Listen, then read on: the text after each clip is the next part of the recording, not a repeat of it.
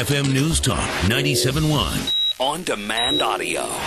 DanaRadio.com. I have up there a nice chronological order of the bias of Missouri media where it concerns the Missouri Senate race. And speaking of the Senate race, Senator James Inhofe has been hitting the campaign trail to support Republican Senate candidates who have been fighting for actual energy affordability and sustainability for Americans across the country. And Senator Inhofe joins us on the phone right now. Sir, good afternoon to you. Well, good afternoon, Dana. You've been quite busy, and I know that you've recently gotten involved with Missouri's race as well. Congressman Todd Akin going up against Democrat incumbent Senator Claire McCaskill. And in Missouri, energy, as I'm sure you know, is a huge deal because 83% of our energy is coal generated. And we have two candidates from which to choose, one of whom has said that she, and I quote her, hates coal, and the other who understands that in order to continue to have energy so affordable for Missourians, that we need to make sure that we're not trying to bankrupt the coal industry as Senator McCaskill and President Barack Obama would have wanted. This seems like an easy answer for Missourians. How do you, when you look at the state of our race and when you look at energy, especially in Missouri, what do you make of it?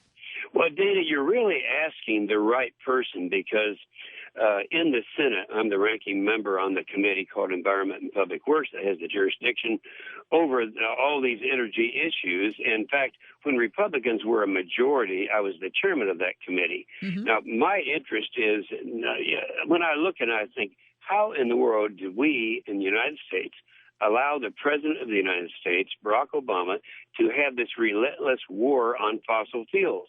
And yet he is doing it, and of course Claire McCaskill goes right along with it. I had an interesting news conference this morning where someone was questioning whether or not she actually voted to kill coal. Well, sure she did. Mm-hmm.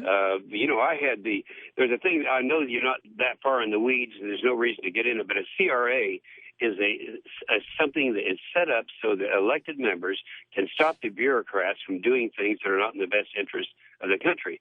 Of course, when Barack Obama had what they called utility MAC meaning maximum achievable control technology. Mm-hmm. Now, what they did is put the emissions so low on anthropogenic gases that it actually puts coal out of business. Isn't that backdoor cap? The utility MAC was designed to kill coal. Right. And my effort was to stop the utility MAC. And, of course, I only needed 3 more votes to do it. And, of course, Claire McCaskill, she votes, pretty long, right down the line with Obama. Right. 98%, I guess. Yes. She has voted with him. And so she's with his agenda to kill domestic energy. And that's as simple as that. Yeah, and the MAC rule, too, from what I understand, and correct me if I'm wrong, Senator, on this, but to me that seems like it's backdoor cap and trade. Well, it is cap and trade. Now, on the cap and trade, we have a separate vote on that one. That vote was on Lisa Murkowski from Alaska on her issue, and that was to stop the endangerment finding, which means since we defeated every cap and trade piece of legislation in the United States Senate, and that has been my thing for the last 11 years, as you well know. I was the bad guy that said it was the greatest hoax ever perpetrated on the American people. And by the way, have you read my book yet? I'm going to send you a copy if you haven't. It's called The Greatest Hoax. Yeah, you'll No, I haven't yet. I would love that. to. I would absolutely love to. Yeah. Okay. Well, anyway, she had a CRA on the endangerment finding, and of course, Claire McCaskill voted against that. Now, if she had voted for that and one other, that was actually a 50-50 vote. That was very, very close. Mm-hmm. And that was to take the jurisdiction away from the EPA to regulate emissions of CO2. So, yes, she did. Let's don't forget also, because I don't know how long we're going to be able to stay on this interview, but I'm also the second-ranking member of the Armed Services Committee. Yes. And one of the other things that this president is trying to do is just flat disarm America. Dana, in the first budget, that had been 4 years ago, this president did away. In fact, I positioned myself in Afghanistan so that I knew I'd get national attention responding to his disarming of America. So there I was over in Afghanistan. His first budget came out, and it was doing away with our only fifth-generation fighter. That's the F-22, doing away with our lift capacity, the C-17, doing away with the Future Combat System, doing away with our ground-based interceptor in Poland.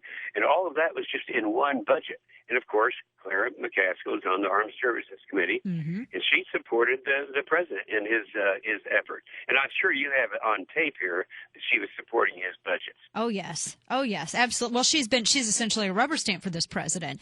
And 98% of the time. I don't know of anyone who has a higher rating with the president than Clara McCaskill. Exactly. And she completely supports his foreign policy, which would include, even after everything that happened with the consulate in Benghazi, even after everything that's happened with our embassies in Egypt and Mohammed Morsi over there, the Muslim Brotherhood president, saying that the United States should protect Islam and essentially condemning the United States in the days after the consulate was attacked and so on and so forth. She still co-signs the president's desire to send over $1 billion to Egypt in aid. That's pretty astounding to me. Well, it goes back, though, further than that now, Dana, because the first trip he took was to Egypt. If you remember, when he became president, that was his apology tour that he took. And, oh, my gosh, it's just not conceivable that anyone would support that. I happen to be with Netanyahu, who's always been one of my favorites, and I was with him in March or April of that year, right before the president trashed Israel.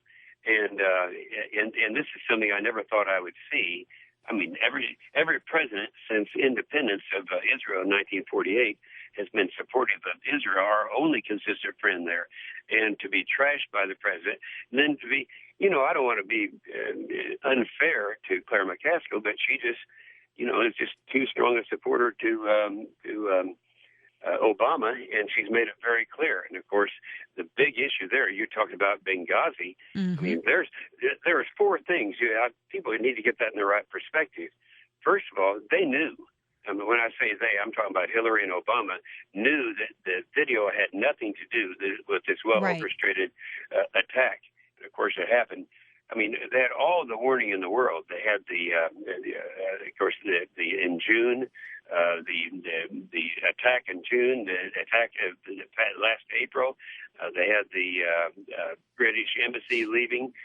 They had the ambassador, who, by the way, was in my office just a few weeks ago. Wow. Because he was in there. I'm on the Foreign Relations Committee, and he had to be confirmed. And I headed up his confirmation hearing to be ambassador. Not ambassador, but the top in that area. And so they knew that was going to happen. Then they lied for about over 2 weeks. Then they finally admitted, no, it wasn't the video after all. But then they lied and they covered up. I think the cover-up is the thing that is the most serious. But again, Clara McCaskill, she may be a fine person, all that, but she sure is beholden to him to the level that, while one of my major concerns is the fact that we in the United States have more recoverable reserves in coal, oil, and gas of any state, any country in the world. We could be completely free, Dana, from the Middle East, from Hugo Chavez and anybody else, in a matter of not months or years, but a matter of weeks. Easily. And easily. I wanted to ask you. That document, by the way, I was on I'm the only Republican in the Senate that'll go on Rachel Maddow's show. I know. I see that. Documented that at that time. No one has ever challenged me since then. You go right into the lion's den, which I wish more Republicans would do. I wanted to ask you, too, about Senator McCaskill. One of the things I obviously think everything that she pretty much says is it's completely antithetical to everything I believe. She's a very suave politician, though. I will give her that. And it's interesting to watch her kind of tap dance around the topic of sequestration and defense cuts, because while she tries to rubber stamp President Obama on defense cuts, at the same time, she thinks that it's Republicans should just instead of cutting defense, she thinks Republicans should just make up the difference by increasing revenue, which, of course, course, translates into tax increases. Instead of cutting entitlements and everything else, just let's raise the taxes so that we don't have to have any defense cuts. What do you make of such a proposition? Well, first of all, let's stop and remember now that she was very supportive of the $800 billion stimulus that didn't stimulate. In fact, I tried to put an amendment on this thing on the Senate floor, increasing tenfold the amount of money that would be spent on roads, highways, and that type of thing. But when you talk about a president who has, and keep in mind, and most of your listeners are not aware of this, the president is responsible for the budget deficits.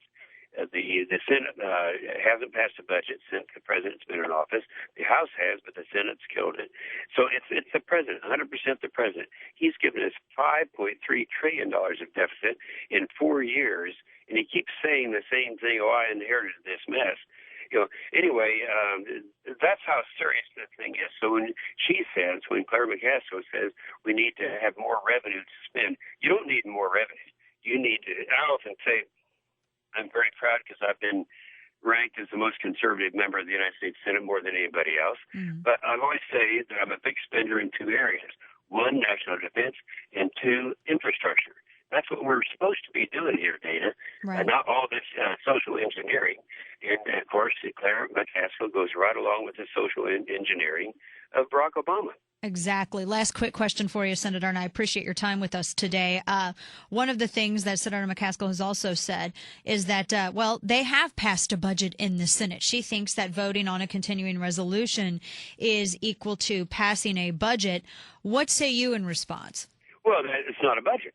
I mean, you have that, you have a good handle on that.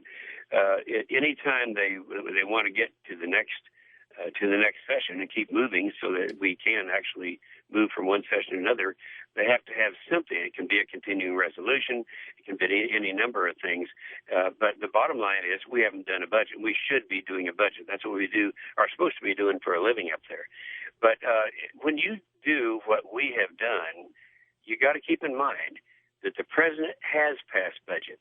He's the one who we're operating under, and he's the one who's responsible for the $5.3 trillion of deficit. Ever thought about how ridiculous this is? Here we're talking about what can we do in 10 years to, over a 10-year period to come up with $1.2 trillion.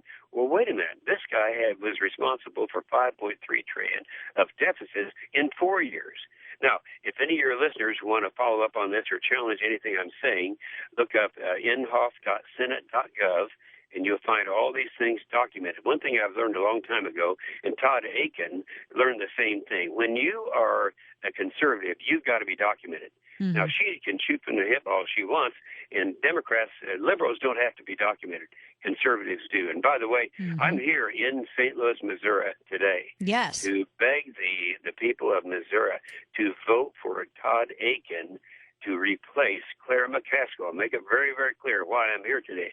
I'm not here because of Todd's charming personality. I know that his philosophy, to me, is what we need desperately in the United States Senate. Well, it'll be nice to have another conservative there along with yourself. Senator Jim Inhofe, thank you so much for your time today. We appreciate it. Love to talk to you again soon. Dana. All right, take care.